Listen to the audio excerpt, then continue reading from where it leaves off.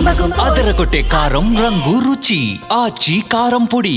తెలంగాణలో జరిగిన మున్సిపల్ ఎన్నికల మీదుగా భవిష్యత్తు రాజకీయాలకి ఏవో కొత్త సమీకరణాలు పుట్టుకొస్తున్నట్టే కనబడుతుంది. రఘునందన్ రావు లాంటి వాడు బహిరంగంగా మా పార్టీ అధిష్టానం చెప్పినటువంటి ఆదేశాలను నేను పాటించాను. అదే ఎన్డీలో ఉన్న జనసేనతో కలిసిపోవడానికి సిద్ధమవుతుంది బీజేపీ. మరి ఇప్పుడు ఇక తెలంగాణలో తెలుగుదేశం పార్టీ ఒంటరి పోరు తోటి నిలబడాల్సిందేనా? ఎన్డీఏలో ఉన్నంతకాలం తెలంగాణలో. నమస్తే, తెలుగు న్యూస్కి స్వాగతం. తెలంగాణలో మున్సిపల్ ఎన్నికలు ముగిశాయి. దాదాపుగా ఇవాళ్టితో చైర్మన్ల ఎంపిక కూడా పూర్తి కావస్తుంది. తెలంగాణలో జరిగిన మున్సిపల్ ఎన్నికల మీదుగా భవిష్యత్తు రాజకీయాలకి ఏవో కొత్త సమీకరణాలు పుట్టుకొస్తున్నట్టే కనబడుతుంది. కొన్ని చోట్ల బీఆర్ఎస్ బీజేపీ కలిసి ఒక స్థానాన్ని దక్కించుకుంటాయి. బీజేపీ కాంగ్రెస్ కలిసి కొన్ని స్థానాలు దక్కించుకుంటాయి. కాంగ్రెస్ బీఆర్ఎస్ కలిసి ఒకచోట మున్సిపాలిటీలు దక్కించుకుంటాయి. ఏం జరుగుతుంది అంటే ఇవి స్థానిక అవసరాలుగానే చూడాలా, లేదా భవిష్యత్తు సమీకరణలకి ఇవి తొలి అడుగులుగా చూడాలా అని అంటే ఖచ్చితంగా అందరిలోనూ అనుమానం వస్తుంది. దానికి కారణం ప్రత్యేకంగా ఇస్నాపూర్ మున్సిపాలిటీలో BRS MLA BJP MP Raghunandan Rao కలిసి ఇస్నాపూర్ మున్సిపాలిటీని దక్కించుకోవడం అంటే భవిష్యత్తుకి ఏమి సమీకరణలు, వీళ్ళు ఏమి సంకేతాలు ఇస్తున్నట్టు అనుకోవాలనేది ఒక ప్రశ్న అయితే, తెలుగుదేశం పార్టీ తోటి బీజేపీ పొత్తు వద్దు అంటుంది. ఎందుకు? ప్రతిసారి కేవలం జనసేనని ఆహ్వానించారు కానీ తెలుగుదేశం పార్టీని కూడా ఆహ్వానించలేదు. తెలుగుదేశం ఎన్డీఏలో పొత్తు ఉన్నప్పటికీ ఎందుకంటుందంటే, ఒకవేళ ఈ సమీకరణకి ఏమన్నా పునాదులు పడబోతాయి కాబట్టి తెలుగుదేశం పార్టీని వద్దనుకుంటున్నారనేది ప్రశ్నలు ఉన్నాయి. ఈ ప్రశ్నలన్నింటి నేపథ్యంలో కాస్త డిగ్ చేసి కొంత క్లారిటీగా చర్చించే ప్రయత్నం చేద్దాం. మనతో సీనియర్ జర్నలిస్ట్ వివి రావు గారు జాయిన్ అవుతున్నారు. నమస్కారం రావు గారు. కొత్త సమీకరణాలకు అడుగులు పడుతున్నట్టే అనుకోవాలా, లేకపోతే స్థానిక అవసరాలే అనుకోవాలా? ఇవి కొంచెం లోతుగా మనం పరిశీలిస్తే భవిష్యత్ రాజకీయాలకి ఇది సంకేతంగానే కనిపిస్తున్నాయి మనకి. అవునా? ఎందుకంటే రఘునందన్ రావు లాంటి వ్యక్తి మా పార్టీ అధిష్టానం చెప్పినట్లే నేను ఓటేశాను అని చెప్పటం అంటే, ఏదో లోకల్గా ఉన్న వార్డు మెంబర్లో లేకపోతే అక్కడక్కడ ఉన్న కార్పొరేటర్లో వీళ్ళు నిర్ణయాన్ని తీసుకుంటే అది వేరు. అవి స్థానిక అవసరాల కోసం తీసుకున్నారనుకోవచ్చు మనం. కానీ ఒక ఎంపీ ఆ పార్టీ లైన్ని ప్రతి వేదికల మీద ప్రతి చోట సమర్థంగా వినిపించగలిగి వాదించగలిగేటువంటి రఘునందన్ రావు లాంటి వాడు బహిరంగంగా మా పార్టీ అధిష్టానం చెప్పినటువంటి ఆదేశాలను నేను పాటించాను. రామచంద్రరావు చెప్పారు. ఎవరు చెప్పారు? రామచంద్రరావు చెప్పారు. మీ స్థానికంగా మీకున్న పరిస్థితులకు అనుగుణంగా మీరు ఓటేయండి అని చెప్పాడు. అందుకే నేను బీఆర్ఎస్కి ఓటేశాను అని చెప్తున్నా. అయితే ఇదేదో ఆ ఒక్క ఇస్నాపూరు ఏదో municipal chairman BRS Mypal Reddy గారితో అలయన్స్ ఒక్కటే కాదు. దీంట్లో మనం చూస్తే బేసిక్గా వాళ్ళిద్దరు కూడా మంచి మిత్రులు కావచ్చు. లోతుగా పరిశీలిస్తే దీని వెనక చాలా ఉంది, మనకి చాలా కనపడుతుంది మనకి. ఎందుకంటే తెలంగాణలో తెలుగుదేశం పార్టీతో పొత్తుపోవడానికి బీజేపీ ఎప్పుడు అంగీకరించట్లేదు. అవును, మీరు చూడండి. నిజమే. ఎన్డీఏలో ఉన్నప్పుడు పక్క రాష్ట్రంలో అదే ఎన్డీఏలో ఉన్న జనసేనతో కలిసిపోవడానికి సిద్ధమవుతుంది బీజేపీ. కరెక్ట్. జూబ్లీ హిల్స్ ఉప ఎన్నికలు జరిగినాయి తెలంగాణలో ఈ మధ్యకాలంలో జరిగినటువంటి ఎన్నికల్లో. దాంట్లో పవన్ కళ్యాణ్ ప్రకటన చేశాడు, ప్రచారం చేస్తాడని కూడా చెప్పారు. కానీ ఆయన ఏ కారణాల వల్ల ప్రచారానికి రాలేదు. తిరిగి మున్సిపల్ ఎన్నికలప్పుడు కూడా అడిగారు, వీళ్ళు వెళ్ళి కలిశారు, ప్రచారానికి వస్తాడని చెప్పారు. మళ్ళీ ఆయన ఎందుకో చివరి నిమిషంలో అనారోగ్యంతో రాలేకపోయారని చెప్పారు. కానీ ఒక ప్రకటన చేశారు ఈ మద్దతుగా.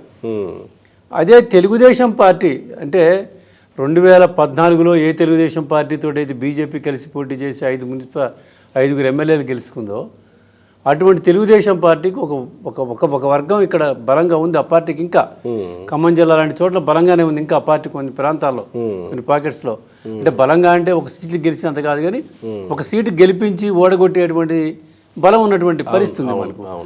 అటువంటి పక్క రాష్ట్రంలో ఉండి ఇవాళ ఎన్డీఏలో ప్రధానమైనటువంటి పాత్ర పోషిస్తున్న చంద్రబాబు నాయుడు గారిని తెలుగుదేశం పార్టీని ఎందుకో తెలంగాణ బీజేపీ అంటరానిదిగా చూడటానికి కారణం.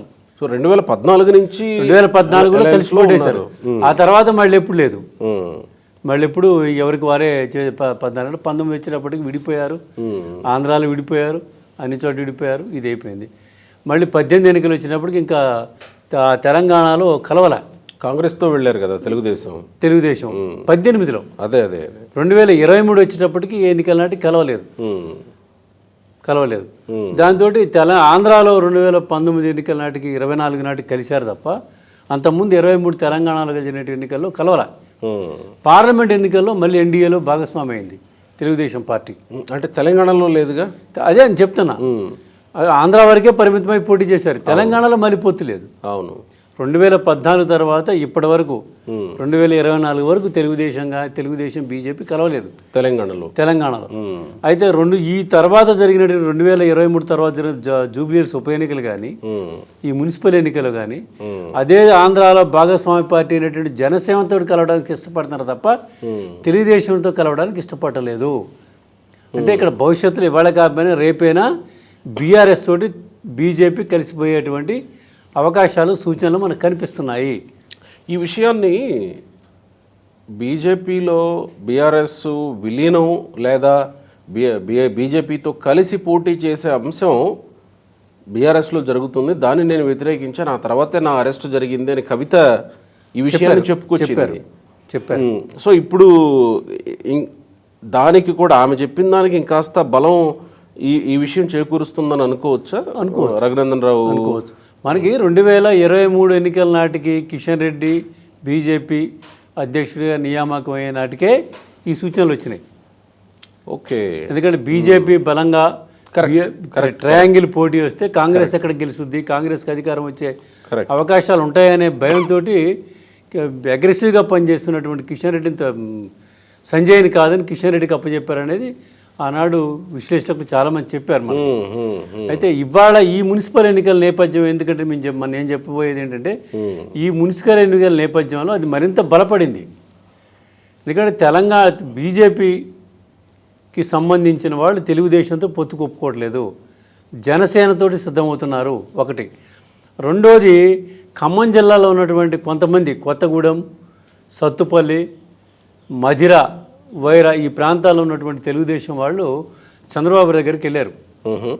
ఆ జిల్లా పార్టీ అధ్యక్షుడు రామనాథన్ గారి నేతృత్వంలో వెళ్ళారు. ఓకే. వెళ్ళి మాకు బీఫామ్స్ ఇవ్వండి, మేము పోటీ చేస్తాం, పార్టీ గుర్తుల మీద జరిగే ఎన్నికలు కదిపి, అందుకని మేము పోటీ చేస్తాం ఆయా మున్సిపాలిటీలో అని అంటే చంద్రబాబు వారించాడు.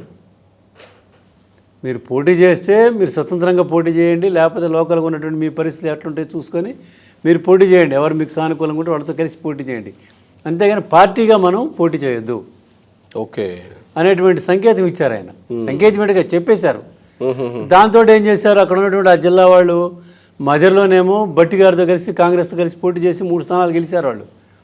అట్లనే కొత్తగూడెం కార్పొరేషన్లో ఒక 3-4 స్థానాలు ఒకళ్ళిద్దరు సిపిఐతో కలిసి పోటీ చేశారు వాళ్ళు కాంగ్రెస్కి వ్యతిరేకంగా.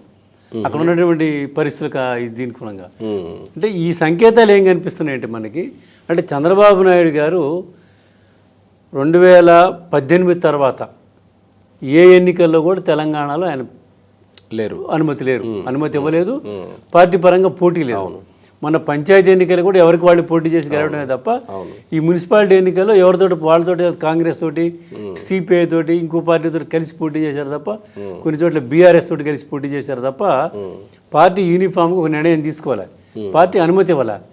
అంటే తెలంగాణలో బీజేపీ వాళ్ళు బీఆర్ఎస్ తోటే పోవడానికి ఇష్టపడుతున్నారు తప్ప చంద్రబాబు తోటి కలవడానికి ఇష్టపడటం లేదు. అంటే చంద్రబాబు ఎవరు వెళ్ళి కలిసినా ప్రస్తుతానికి పార్టీ నుంచి ఏమీ ఆదేశాలు లేవు, మీరు స్వతంత్రంగా చేసుకోండి అని అంటున్నారంటే ఆయనకు కూడా సంకేతం ఉంది అని అనుకోవచ్చు. అందుకే కదా ఆయన వాళ్ళు పోయి అడిగినా కూడా బీఫామ్ ఇవ్వలేదు. ఓకే, బీఫామ్ ఇవ్వలేదు. మీ ఇష్టం. ఆయనకు కూడా క్లారిటీ ఉంది ఇలాంటి రాజకీయ పరిణామం ఏదో జరగబోతుంది. మరి ఎన్డీఏలో ఆయన ప్రధాన భాగస్వామిగా ఉన్నాడు కదా, ఎన్డీఏలో ప్రధాన భాగస్వామిగా ఉన్నాడు కాబట్టి భవిష్యత్ ఎన్నికలు, భవిష్యత్ రాజకీయాలు ఇవన్నీ చర్చించుకుంటారు కదా వాళ్ళు. మరి ఇప్పుడు ఇక తెలంగాణలో తెలుగుదేశం పార్టీ ఒంటరి పోరు తోటి నిలబడాల్సిందేనా? లేదు, ఒంటరి పోరు కూడా పోదు, ఒంటరి పోరు కూడా చేయదు ఇక. ఉమ్, ఏమైనా ఎన్డీఏ నుంచి బయటకు వచ్చి ఏమైనా చేస్తే అవకాశాలు ఉంటాయి తప్ప ఎన్డీఏలో ఉన్నంతకాలం తెలంగాణలో తెలుగుదేశం పార్టీ పోటీ ఎన్డీఏ నుంచి బయటకు వచ్చి ఇండియా కూటమితో కలవాలా ఇంకా? చేస్తే 2018 కలిసాడు కాంగ్రెస్ తోటి, అదే అట్లుంటే తప్ప. ఆయన అంటున్నాగా మేము 10 ఏళ్ళు 15 ఏళ్ళు మేము అధికారంలో ఉంటాం, ఈ కూటమి వాళ్ళు అక్కడ అంత పటిష్టంగా పటిష్టంగా ఉంటుంది అని చెప్పుకుంటాడు. కాబట్టి తెలంగాణ విషయాల్లో చంద్రబాబు నాయుడు గారు ఈ క్లియర్ జోక్యం చేసుకోరు, ఇక్కడ రాజకీయాలు చేయరు అనేది మనకు కనపడుతుంది, మనకు కనిపిస్తున్నటువంటి వాతావరణం. లోకేష్ గారు ఏదో మేము పార్టీ ఇది చేస్తాము, మేము పార్టీ కమిటీలు పెడతాము, తెలంగాణపై సర్వేలు కూడా జరుగుతున్నాయి జిహెచ్ఎంసీలో పోటీ చేయడానికి అనే ఇది వింటా ఉన్నాం. మనకు కరుణాకర్ణిగా తెలిసింది ఏంటంటే నిన్న చంద్రబాబు నాయుడు గారు తుమ్మనాశ్వ గారు కలిశారు ఖమ్మం జిల్లా నుంచి. అవును, ఆయన ఏదో ఉమ్మడి రాష్ట్ర వ్యవహారాలు, సరిహద్దు వివాదాలు, గ్రామాలు, ఏదో కొన్ని రోడ్లు, రహదారులు, మిగతా విషయాలు మాట్లాడుకుంటూ ఆ ఖమ్మంలో టీటీడీ టెంపుల్ ఒకటి ఇది చేస్తున్నారు, దానికి నిధులు ఇవన్నీ అడగడానికి వెళ్ళాడు ఆయన. ఈ సందర్భంలో ఒక ఇద్దరు రాజకీయ నాయకులు కలిస్తే అయ్యే కాదుగా రాజకీయాలు కూడా రాజకీయాలు వస్తాయి, చర్చకు వస్తాయి కదా రాజకీయాలు కూడా. అయితే భవిష్యత్తులో ఇక్కడ ఎన్నికల్లో పోటీ చేసే ఆలోచన లేదు అని చంద్రబాబు గారు చెప్పినట్టు మనకున్న సమాచారం. చంద్రబాబు గారు అంటే రేపు జరగబోయేటువంటి హైదరాబాద్ కార్పొరేషన్ ఎన్నికలు, ఖమ్మం కార్పొరేషన్ ఎన్నికలు ఉన్నాయి భవిష్యత్తులో, ఇంకా జరగలేవి. ఈ ఎన్నికలు ఏమైనా పోటీ చేస్తారా ఏంటి అనే చర్చ వచ్చినట్లు మనకున్న సమాచారం. అయితే ఆయన ఇప్పుడు ఏవీ లేవు, 3 ఏళ్ల తర్వాతనే ఏదైనా పరిశీలన అంటే 28, 29కే అప్పుడున్న పరిస్థితులను బట్టి పోటీ చేయడమా ఏమిటి అనేది అప్పుడున్న పరిస్థితులను బట్టి నిర్ణయం తీసుకోవడం తప్ప ఈ లోపల తెలంగాణలో ఏ ఎన్నికల్లో తెలుగుదేశం పార్టీ పోటీ చేసేటువంటి సూచనలు లేవు. అది మనం నిర్ణయం రాసి పెట్టుకోవటం దాన్ని. సో అంటే ఈ మున్సిపల్ ఎన్నికలు స్పష్టమైన సంకేతాలు, స్పష్టమైన అడుగులు వేయిస్తున్నాయి, పడ్డాయి కూడా. సో భవిష్యత్ రాజకీయాలకి ఈ అడుగులే కాస్త ఇది అవకాశం ఉంది. Right sir, thank you.